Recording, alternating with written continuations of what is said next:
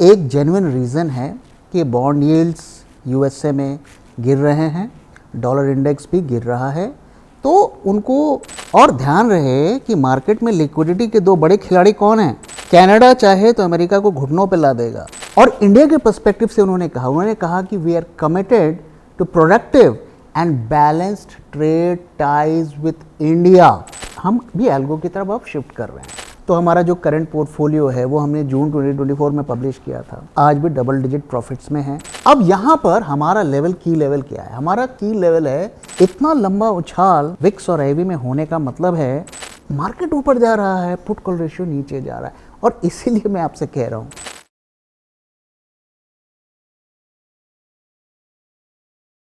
Sir, आपने कहा था कि 2 दिन में खेला हो बे, तो खेला शुरू हो गया क्या? वेल, टू अर्ली टू से कि खेला शुरू हो गया है। अभी हम खेले के उस स्टेज पर हैं जब टीम्स बनती हैं, प्रेस कॉन्फ्रेंसेस होते हैं और टॉस होता है। अभी वो फेज़ पर हम चल रहे हैं। खेला शुरू होने में मुझे लगता है अभी थोड़ा टाइम लगेगा, लेकिन खेला शुरू होने की शुरुआत हो चुकी है, ऐसा लगता है। सर, कल आपने एक इंटरेस्टिंग बात कही कि मार्च एंड वाली जो रैली है वो प्रमोटर्स और फंड मैनेजर्स की वजह से आ रही है। अब प्रमोटर्स का तो समझ में आता है सर, ये फंड मैनेजर का क्या चक्कर है? देखिए, आपको एक चीज़ समझनी पड़ेगी कि फंड मैनेजर की जो सैलरीज होती हैं, बोनस होती हैं, उसके परफॉर्मेंस पे डिपेंड करता है। आपका अगर फंड मैनेजर फंड को सही तरीके से नहीं चला पाया, सही रिटर्न्स नहीं दिए, तो आपको क्या लगता है उसकी नौकरी पे खतरा आएगा कि नहीं आएगा? उसके बोनसेस पे खतरा आएगा कि नहीं आएगा? आएगा। तो ये बेसिकली इसलिए ज़रूरी होता है कि उनको भाई अपनी नौकरी बचानी है, अपने बोनसेस बचाने, अपना घर चलाना है। और अगर आपने फाइनेंशियल ईयर ख़त्म हो रहा है, आपने रिटर्न आपका नेगेटिव आ गया, क्वार्टर एंड ख़त्म हो रहा है, आपका रिटर्न नेगेटिव आ गया, तो आपके क्लाइंट्स आपसे पूछेंगे भैया क्या कर रहे हो। आपका मालिक जो होगा वो भी तो आपसे पूछेगा कि भैया तुमको बोनस चाहिए, परफॉर्मेंस तो दिखाओ। तो ये उनकी मजबूरी होती है और वही हमें देखने को मिल रहा है आज के टाइम पे। पर सर, पिछले साल अगर देखिए मार्च को, तो पिछला साल तो मॉडेस्ट था, तो फिर सर वहाँ फंड मैनेजर ने ये सब चक्कर क्यों नहीं किया? हाँ, ये एक अच्छा क्वेश्चन है। देखिए, आपको एक चीज़ समझनी पड़ेगी, पिछले मार्च में तो फंड मैनेजर्स की बल्ले बल्ले थी कि भाई साल में भी इतना रिटर्न आ रहा है, और वो कह सकते हैं कि भाई ठीक है, चलो इस मंथ हमारा रिटर्न मॉडेस्ट रहा, लेकिन देखिए हमने क्या शानदार रिटर्न पिछले साल दिए, तो इसलिए उन पर कोई आँच नहीं आ सकती। तो ये इस अभी करंट सिचुएशन में ये इतना इम्पोर्टेंट इसलिए हो गया है कि भाई आपके एनुअल रिटर्न्स भी ज़ीरो, नेगेटिव, क्वार्टरली रिटर्न्स भी नेगेटिव, तो भाई जवाबदेही तो बनेगी ना, लोग तो पूछेंगे। प्लस आप देखिए क्या होगा जब वो जाके देखेंगे भैया इस साल तो आपका फंड ने परफॉर्म ही नहीं किया, अरे ये तो 10% नीचे, ये तो 15% नीचे, इससे अच्छा तो मैं एफडी में लगा लेता। तो आप जाके फिर सिप्स क्लोज करेंगे ना। हाँ, सही बात है। विड्रॉल करेंगे। तो इसका जो इम्पैक्ट है वो बहुत बड़ा है और यही समझने की ज़रूरत है। चलिए सर, ये फंड मैनेजर का तो समझ में आ गया, पर सर एफआईआई क्यों बायर बन रहे हैं? देखिए, ये इसके बारे में मैं बहुत ज़्यादा डिटेल में तो बात नहीं करूँगा, लेकिन कुछ चीज़ें मैं आपको बताता हूँ। तो पहला देखिए, एक जेन्युइन रीज़न है कि बॉन्ड यील्ड्स यूएसए में गिर रहे हैं, डॉलर इंडेक्स भी गिर रहा है, तो उनको शॉर्ट टर्म में रिटर्न पाने के लिए कुछ ऐसे मार्केट्स को तलाश करना है जहाँ से वो क्विकली पैसा बना सके। और मैंने आपके साथ शेयर किया कि एफआईआईज़ को क्वार्टरली छोड़िए, वीकली छोड़िए, उनको डेली रिटर्न्स चाहिए। उनके डेली रिटर्न्स के भी टारगेट होते हैं।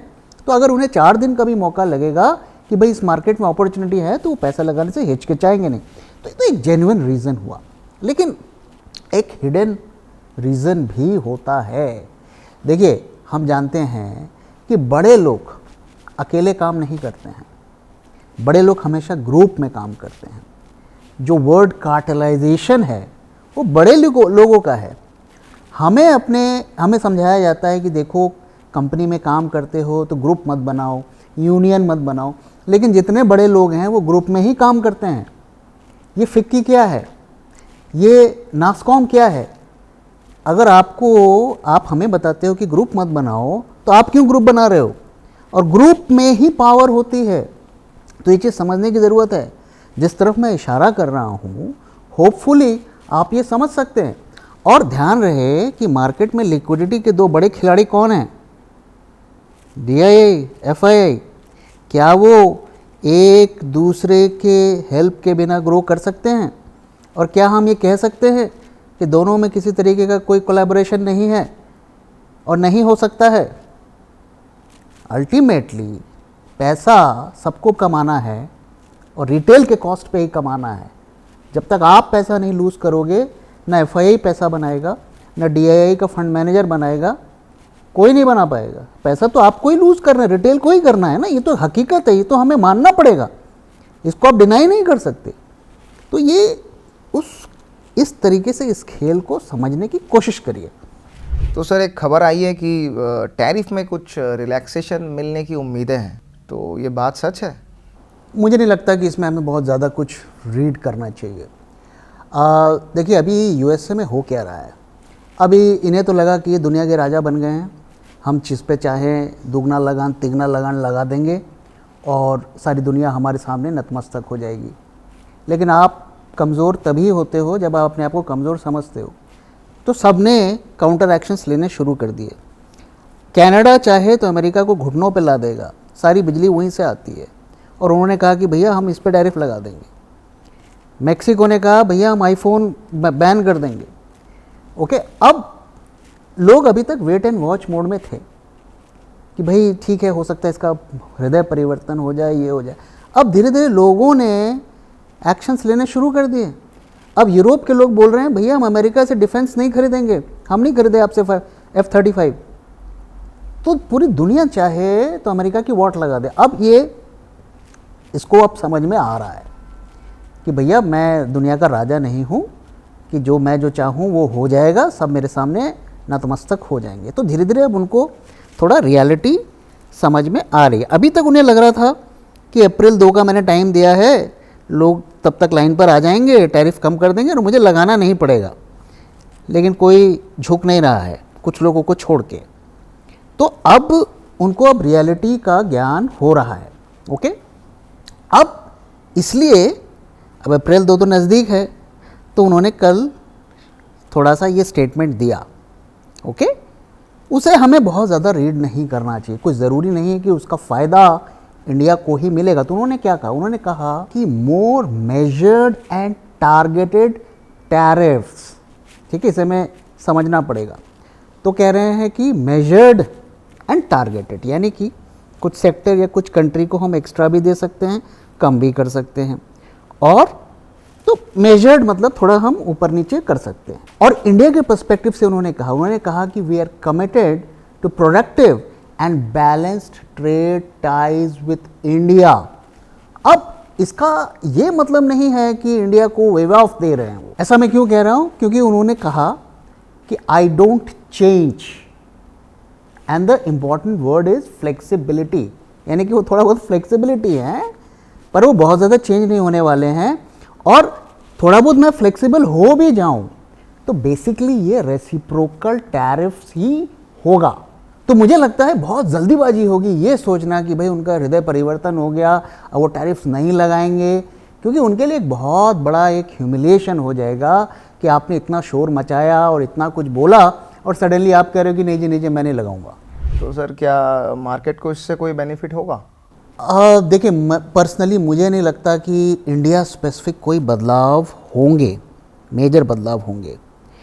देखिए जो अगर आप खबरें पढ़ें तो बेस्ड ऑन US सोर्सेस ये कहा जा रहा है कि इंडिया के स्पेसिफिक से मैं बात कर रहा हूँ, इंडिया के कंटेक्स्ट से बात कर रहा हूँ कि USA के लोग बोल रहे हैं अकॉर्डिंग टू सोर्सेस कि हम अभी भी वेट कर रहे हैं कि इंडिया टैरिफ कम करे। अगर वो कम करेगा तो हम रिलैक्सेशन दे देंगे, अगर नहीं करेगा तो मान के चलिए कि रेसिप्रोकल टैरिफ्स लगेंगे। कुछ सेक्टर्स को थोड़ी बहुत छूट भी मिल सकती है और कुछ सेक्टर्स को एक्स्ट्रा टैरिफ लगाकर पनिश भी किया जा सकता है। आईटी, फार्मा, क्योंकि जैसा कि मैंने कहा कि ये ज़्यादा एक्सपोर्ट करते हैं यूएसए को, अगर तो इंडिया को पनिश करना है तो इस पर हो सकता है कि एडिशनली लगा दे, ये कह के कि भाई आपने हमारे फेवर में कुछ नहीं किया तो अब तो हम आपको पनिश करेंगे। नाउ एक चीज़ हमें ध्यान में देने वाली बात है कि इंडिया और यूएस के बीटीए यानी कि बायलैटरल ट्रेड एग्रीमेंट के बीच में डिस्कशंस हो रहे हैं। हमें कुछ देना पड़ेगा, बदले में वो हमें कुछ देंगे, ये डिस्कशंस चल रही हैं। ये डिस्कशंस 2 अप्रैल तक ख़त्म होने वाली नहीं है और अकॉर्डिंग टू सोर्सेस कि टैरिफ तो लग के रहेंगे। इस एग्रीमेंट का आउटकम क्या आता है वो बाद में पता चलेगा और उसके बेसिस पर फर्दर कुछ रिलैक्सेशंस हो सकता है हमें दिए जाएं। फिलहाल स्टेटस क्वो है, कोई मेजर बदलाव नहीं होने वाला है। हाँ, कल सवेरे उठ के वो कुछ कर दे, डिफरेंट स्टोरी। आज तक के अगर हम जो भी खबरों को माने, जो भी एनालिसिस रिपोर्ट्स को पढ़ें, उससे यही नज़र आता है कि कोई मेजर बदलाव टैरिफ्स में नहीं हो रहा है। ओके सर, करते हैं थोड़ा सा टॉपिक चेंज। बहुत सारी क्वेरीज आई हैं कि आपका जो trade for living live market workshop है, वहाँ जो एल्गो ट्रेडिंग के पर्सपेक्टिव से चीज़ें सिखाई जाएंगी, तो उससे पार्टिसिपेंट्स को क्या बेनिफिट मिल सकता है, ये लोगों को जानना है सर। ओके, देखिए वर्ल्ड जो है ना टेक्नोलॉजी की तरफ मूव कर रही है और टेक्नोलॉजी बहुत फास्ट चेंज कर रहा है और एल्गो ट्रेडिंग अगर आप देखेंगे तो मेजॉरिटी ऑफ ट्रेड्स एल्गो में ही हो रहे हैं। अगर आपने नोटिस किया होगा पिछले कुछ टाइम से मार्केट में जो वोलेटिलिटी आने लगी है, सडनली मार्केट ऊपर चढ़ जाता है, सडनली मार्केट गिर जाता है। इतना फास्ट मूवमेंट मशीन्स ही क्रिएट कर सकते हैं। तो अगले कुछ सालों में, जैसा कि डेवलप्ड कंट्रीज़ में हुआ पास्ट में, कि मशीन ट्रेडिंग, एल्गो ट्रेडिंग का एक्सेस सबके हाथों में चला गया और वही रिवोल्यूशन इंडिया में आ रहा है। इट्स नॉट अ कोइंसिडेंस कि आज हर ब्रोकर जो है किसी न किसी एपीआई को प्रोवाइड कर रहा है कि आप एपीआई यूज़ करके ट्रेडिंग करो। ये अलग बात है कि उसको यूज़ करना भी इतना आसान नहीं है, उसके लिए टेक्नोलॉजिकल कैपेबिलिटीज़ होनी चाहिए। तो हम भी एल्गो की तरफ अब शिफ्ट कर रहे हैं। एक ट्रेडर के लिए बिना एल्गो के सक्सेसफुल होना बहुत मुश्किल हो गया है आज के दौर में। अगर आप स्विंग ट्रेडिंग करते हैं, पोजीशन बनाते हैं, 1 हफ्ता होल्ड करते हैं, 10 दिन होल्ड करते हैं, आप बिना एल्गो के कर सकते हैं। आप इन्वेस्टिंग करते हैं, आप बिना एल्गो के कर सकते हैं। बट अगर आप शॉर्ट टर्म की ट्रेडिंग करते हैं तो आप बिना एल्गो के नहीं कर सकते। आप वो मूव्स को कैच करना बहुत मुश्किल हो गया है। जब तक आप ऑर्डर डालेंगे, ऑप्शंस का स्ट्राइक सिलेक्ट करेंगे, तब तक मूव हो जाएगी। 10-15 पॉइंट मूव करके जितना आपको बुक करना है। दूसरी तरफ आप देखिए, आप हेजिंग की ट्रेडिंग करते हैं, डेल्टा न्यूट्रल ट्रेडिंग करते हैं, ठीक है, स्प्रेड्स की ट्रेडिंग करते हैं। जो ट्रेडर हैं वो मेरी बात समझ पाएंगे। अब आपको 150-200 स्टॉक्स एफएनओ के हैं, किस में अपॉर्चुनिटी आ रही है, आप कैसे ढूंढेंगे रियल टाइम पे? Manually it's not possible. नहीं, वो एल्गो आपको ढूंढ के देगा। ओके, अगर हम डेल्टा न्यूट्रल की बात करें, अब डेल्टा न्यूट्रल जब हम करते हैं तो हम क्या करते हैं, हम 2 या 3 पोजीशन बनाते हैं, डेल्टा को 0 करते हैं और साथ में 3-4 कंडीशंस को हम चेक करते हैं। अगर ये सेटिस्फाई कर रहा है तो भाई वो ऑर्डर चला जाएगा, और ये सेटिस्फाई नहीं कर रहा और हमने पोजीशन बनाई हुई है तो वो उसे एग्जिट कर देगा। अब आप मुझे एक चीज़ बताइए, क्या आप दिन भर वो कैलकुलेशंस करते रहेंगे? Is it possible? तो आपका सॉफ्टवेयर आपके लिए करेगा, आपका सॉफ्टवेयर आपका स्लेव है। तो यही एल्गो ट्रेडिंग का पावर है और डेफिनेटली जो एल्गो को यूज़ करेगा उसको एक डेफिनेट एज मार्केट में मिलने वाला है। और इसीलिए हम इस बार जो हम प्रोग्राम लेकर आए हैं, हमारा फोकस एल्गो की तरफ है कि जो आप सीख रहे हैं उसे आप एल्गो से कर सकें। और इसीलिए जो हमारे trade for living live market programme के पार्टिसिपेंट्स होंगे, उनके लिए हमने स्पेसिफिकली उनके लिए कुछ एल्गोज रिजर्व करके रखे हैं। एक ट्रेडर के लिए सबसे बड़े चैलेंजेस क्या होते हैं? पहला, सही ट्रेंड को पकड़ना। दूसरा, सही टाइम पर एंट्री करना और ट्रेंड बदलने से पहले एग्जिट करना। तीसरा, इस तरीके से पोजीशंस बनाना कि सडन और बड़े लॉसेस ना हो। और चौथा, किसी भी हालत में अच्छे ट्रेड्स को मिस ना करना। तो अगर आप इन प्रॉब्लम्स का सलूशन चाहते हैं तो आप हमारे trade for living live market workshop को जरूर ज्वाइन करें। इस प्रोग्राम में हम बेसिक्स से लेकर एडवांस तो सिखाते ही हैं, साथ में आपको लाइव मार्केट में लाइव ट्रेड्स प्रैक्टिस भी कराएंगे। इस प्रोग्राम के पहले फेज में आपके साथ शेयर किया जाएगा ऑप्शंस के प्री रिकॉर्डेड वीडियोस जो कि आपके फंडामेंटल्स को स्ट्रॉन्ग करेंगे। इसके बाद आप 2 दिन का इवेंट ज्वाइन करेंगे जिसमें मैं आपको सिखाऊंगा एडवांस्ड ऑप्शन स्ट्रेटजीज जैसे कि डेल्टा न्यूट्रल। इसके बाद आप जूम कॉल के थ्रू हमसे कनेक्ट करेंगे और हम आपके साथ मार्केट एनालिसिस के और भी एडवांस टॉपिक्स को शेयर करेंगे और फिर हम लाइव मार्केट में एक साथ ट्रेडिंग करेंगे ताकि आपके जो भी डाउट्स हो उसे हम क्लियर कर सकें। लेकिन सिर्फ यही नहीं, आपके लिए एक और सरप्राइज है। अगर आप ये इवेंट ज्वाइन करते हैं तो आपको मिलेगा हमारा in house develop auto algo trading software जिसका इस्तेमाल करके आप बिना मैनुअल इंटरवेंशन के ट्रेडिंग कर सकते हैं और इसमें उन स्ट्रैटेजीज को भी ट्रेड कर सकते हैं जो हम आपको इवेंट में सिखाएंगे। तो देर किस बात की, आज ही स्क्रीन पर दिए हुए नंबर पे हमसे कांटेक्ट करें या अधिक जानकारी के लिए हमारे वेबसाइट को विजिट करें। यस, आप भी बन सकते हैं प्रो ट्रेडर। इवेंट पे मिलते हैं, सी यू देयर।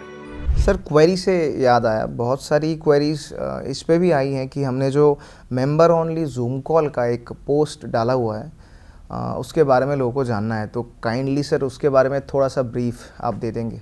तो देखिए, एक जो हमारे जो भी लोग हमसे जुड़े हैं, काफ़ी लोगों से हमने रियलाइज़ किया कि वो हमसे बात करना चाहते हैं, मुझसे भी बात करना चाहते हैं पर्सनल लेवल पर। बहुतों की जेनरिक क्वेरीज़ होती है, मुझे लॉस हो रहा है, मुझे क्या करना चाहिए, जनरल एक क्वेरी उनकी होती है। और जब भी हमें मौका मिलता है, देखिए हम बात करते हैं, लेकिन आप समझ सकते हैं कि सबसे बात करना इंडिविजुअली तो पॉसिबल नहीं है। तो इसलिए हमने ये सोचा कि जो हमारे मेंबर्स हैं, हमारे चैनल के मेंबर्स बने हैं, उनके लिए हम टाइम टू टाइम एक जूम कॉल अरेंज करेंगे ताकि वो डायरेक्टली हमसे बात कर सकें। ओके, तो इसलिए हम नेक्स्ट सैटरडे को कर रहे हैं। तो जो लोग हमसे हमारे मेंबर्स हैं वो हमसे बात करना चाहते हैं, कोई डिस्कशन करना चाहते हैं, वो कर सकते हैं। लिमिटेड टाइम रहेगा, बहुत ज़्यादा डिटेल में तो बात नहीं होगी, लेकिन कम से कम हम कोशिश करेंगे ज़्यादा से ज़्यादा लोगों को आंसर करने का। यहाँ पर बस एक चीज़ मैं क्लियर करना चाहता हूँ कि कोई भी आकर यहाँ पर हमसे जो है अपने स्टॉक्स की बात ना करें, क्योंकि आप रैंडमली कभी कोई स्टॉक का नाम लेंगे तो उसमें तो रिसर्च करके हम बता पाएंगे ना, अच्छा है बुरा है। तो इसलिए अगर किसी पर्टिकुलर टॉपिक पे बात करना चाहते हैं, कोई चीज़ के बारे में जानना चाहते हैं, तो आप बात कर सकते हैं और हम पूरी कोशिश करेंगे कि आपके क्वेरीज़ को हम सही तरीके से आंसर करें। तो जो लोग अभी तक हमारे चैनल के मेंबर बने नहीं हैं, उनके लिए अगर आप सर से बात करना चाहते हैं जूम कॉल पे, तो join the premium membership of Bulltrack family. Anyway sir, audience के सवाल पे आएंगे अभी। अशोक धर्माधिकारी ये पूछ रहे हैं कि have 1 lakh portfolio at present 15% down, if I book loss and subscribe your portfolio will it be beneficial for me? देखिए, ये तो मैं कैसे कमिट कर सकता हूँ कि भाई आपको प्रॉफिट होगा ही होगा। मैं अपने ट्रैक रिकॉर्ड की बात कर सकता हूँ। तो हमारा जो करंट पोर्टफोलियो है वो हमने जून 2024 में पब्लिश किया था और तब से लेके अभी तक टचवुड पोर्टफोलियो ने अच्छा परफॉर्म किया है, लॉस में नहीं गया है, आज भी डबल डिजिट प्रॉफिट्स में है। और जितने भी हमने अभी तक 7 स्टॉक्स दिए हैं तो उसमें से 5-6 प्रॉफिट में ही हैं। और जो मैक्सिमम लॉस हम देख रहे हैं एक स्टॉक में 10% के आसपास, जो हम प्रॉफिट्स देख रहे हैं कई स्टॉक्स में 20-25% तक के प्रॉफिट्स भी दिख रहे हैं। तो overall portfolio has done well. अब क्या ये फ्यूचर में भी प्रॉफिट देगा नहीं देगा, ये तो देखिए कमिट करना मुश्किल है। मैं प्रॉमिस तो नहीं कर सकता कि देगा ही देगा, हम कोशिश ही कर सकते हैं। ओके, तो ये डिसीजन आपको लेना है। आप अगर कह रहे हैं कि आपका 1 लाख का पोर्टफोलियो है और अब वो 85,000 का रह गया है, अब आप अगर पोर्टफोलियो सब्सक्राइब करेंगे तो you will pay subscription fee also 3,000 rupees, तो आप you will be down to 82,000। अब 82,000 में हमारे पोर्टफोलियो में हमारा गोल है कि 15 से 17 स्टॉक्स हम डालेंगे, तो फिर आप क्या सारे स्टॉक्स पे ले पाएंगे position? That's a question that you have to decide कि क्या मैं सारे स्टॉक्स में पोजीशन ले पाऊंगा।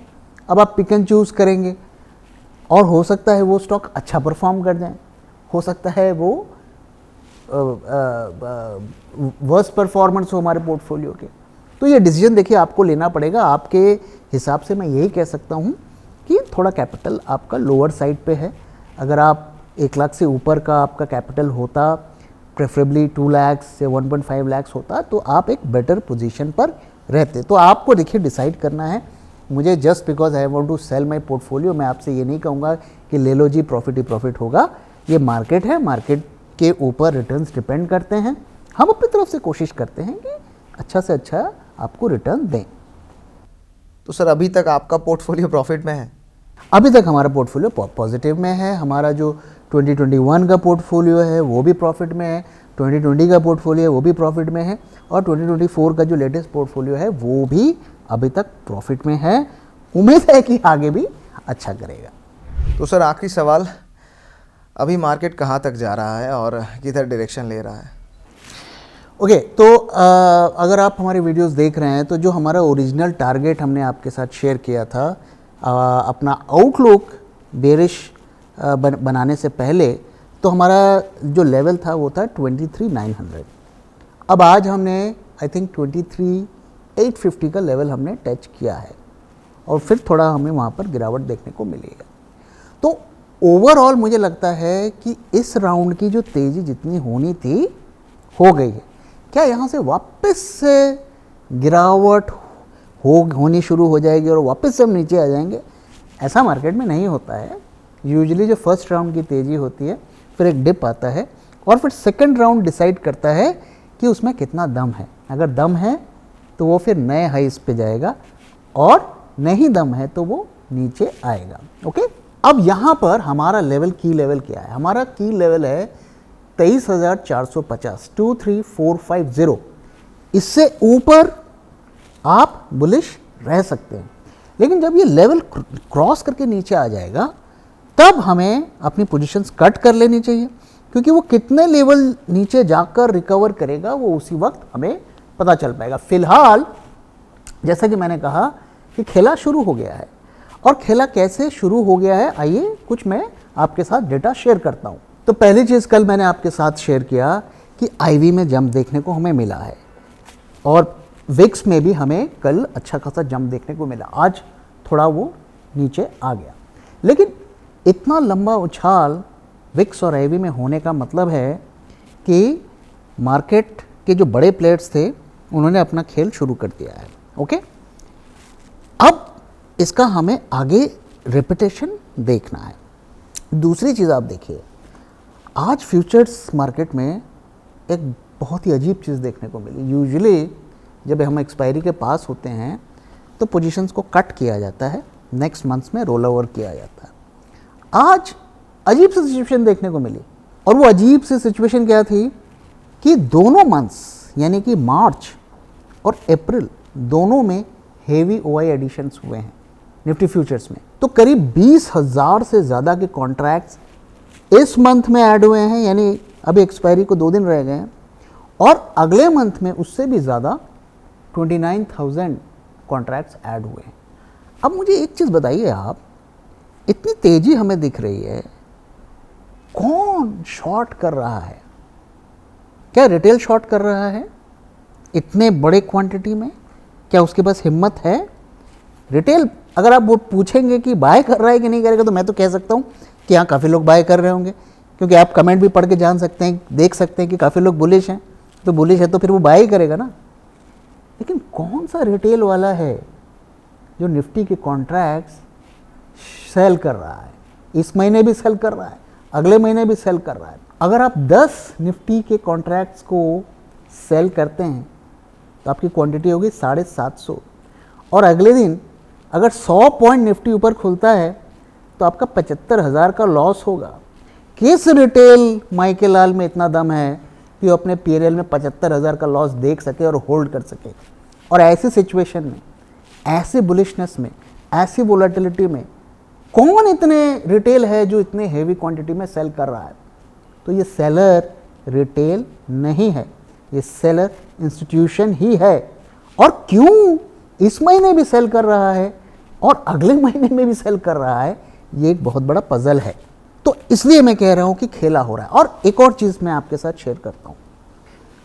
फ्यूचर्स मार्केट की बात हमने की, अब ऑप्शंस मार्केट में चलते हैं। तो 20 तारीख को पुट कॉल रेशियो कितना था जब इतनी तेज़ी हमें देखने को मिल रही थी? 1.29, 1.3 के आसपास पुट कॉल रेशियो था, बुलिश डेटा। उसके बाद मार्केट और ऊपर गया और पुट कॉल रेशियोज में ड्रॉप देखने को मिल रहा है और आज 1.09 का पुट कॉल रेशियो है, कल 1.15 का था। तो मार्केट ऊपर जा रहा है, पुट कॉल रेशियो नीचे जा रहा है। और इसीलिए मैं आपसे कह रहा हूं कि खेला शुरू हो गया है और बड़ा खेल हो रहा है। वो खेला किस डायरेक्शन में जाएगा ये तो आने वाले दिनों में ही पता चलेगा, शायद 2 अप्रैल के बाद ही पता चलेगा।